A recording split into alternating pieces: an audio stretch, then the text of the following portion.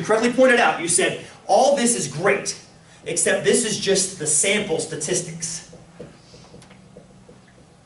And they're great. That's what we have to work with. Oh my goodness. We have to work with that. We do. We just have to work with these pieces. That's what we're stuck with them.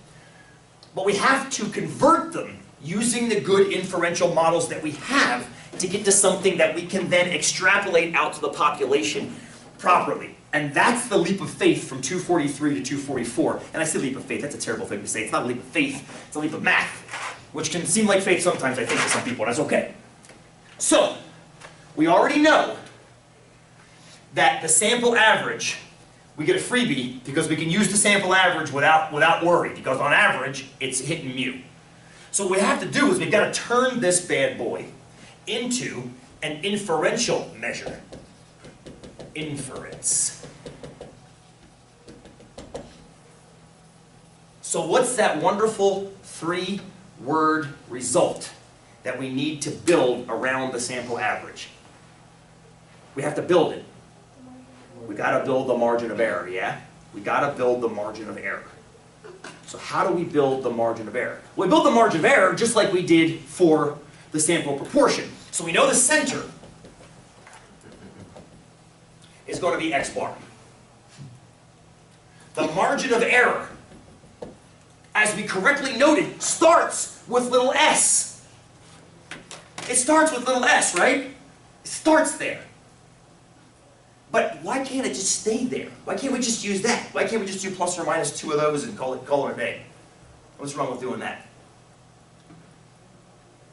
What's wrong? Well, it's not going to be that. It's not going to use... Good. How come? How come? Because it'll keep changing. Because we have to allow for the variability from sample to sample. Yes, that, and we also have to allow for the fact that the larger the sample gets, what should happen to the margin of error as we sample more and more? Shouldn't it shrink down, yes? The sample standard deviations themselves will not. They might even get wider. But when you apply them to the population, they have to shrink down because we just agreed that over here. Okay? As a matter of fact, do you see the dichotomy in that?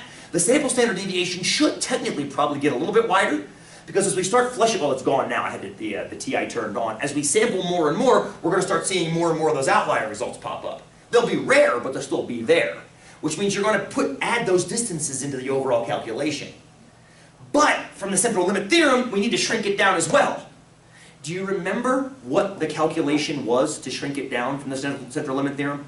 Good, that's okay. I made a slide assuming that you wouldn't, and that's okay, because it's been, like I said, at least 3 months for some of you guys.